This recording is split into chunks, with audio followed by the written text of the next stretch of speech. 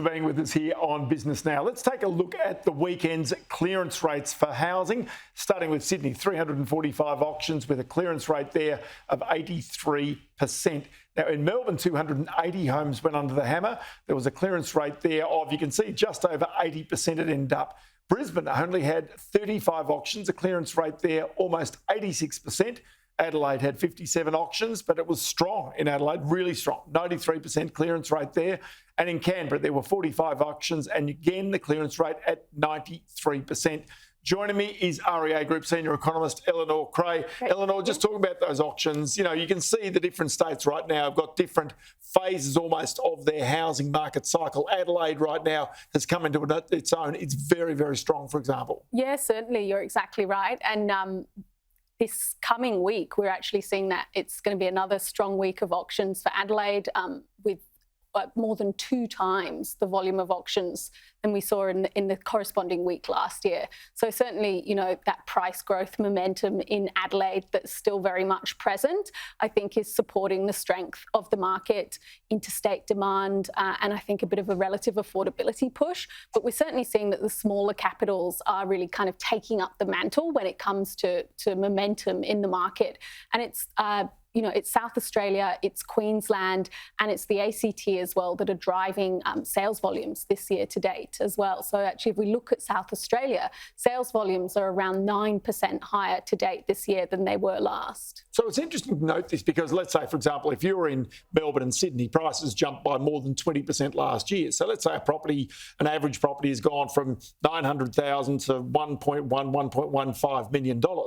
Well, it's pretty hard to get another 20% on top of that. And so it's incremental gains or losses off the back of what was the new base that's been established. But for some places like, say, South Australia, Adelaide, Perth is another one that didn't see such strong gains. Of course, there needs to be a bit of catch-up with other capital cities.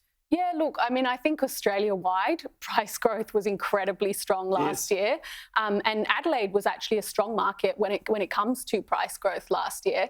But I think it's that relatively lower starting point when it comes to prices that it's just sort of catching the edge in terms of that momentum continuing a little bit more with a bit of a relative affordability push when it comes to interstate demand. So certainly, if you look at prices in Greater Sydney versus Greater Adelaide, you'll see that there's that premium there, which of course is continuing to underpin, I think, demand. Which then goes to the whole reason why property prices move, and that is migration.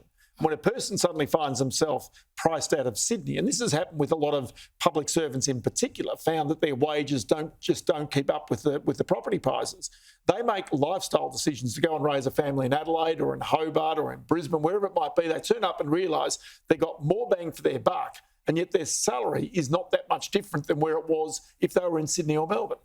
Yeah, I mean, and that certainly we've seen unfolding really since the onset of the pandemic in terms of lifestyle just becoming a bigger priority. All the time spent at home, people have really reassessed what they want in terms of lifestyle, where they're living, but also their housing needs, so sort of larger block sizes, outer suburbs, regional locations, and we've certainly seen that unfold across a whole suite of buyer demand metrics that we track at realestate.com.au, and that of course has been backed up by the interstate migration data that we've seen in terms of, for example, interstate migration into Queensland last year was more than 2 times the prior decade average. So you can really see that kind of relative affordability impetus with people, I guess, more people being able to do their jobs from anywhere, and this shift towards hybrid work arrangements really allowing people to have or to take advantage of increased residential choice. Because that's one of the keys. You follow the people. Effectively, if you can follow the migration, you will always find property price movements outperform in those areas. South East Queensland,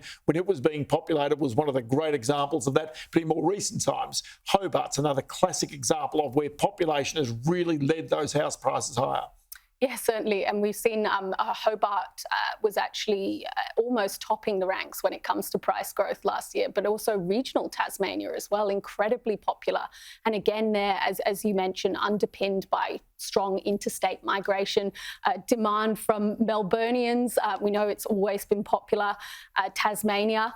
But it became ever more so with this shift towards working from home throughout the pandemic. It's fantastic. Eleanor Creagh, always good to have in the program. We'll talk again later this week. Thank you for having me. Eleanor Creagh there, Senior Economist at REA Group.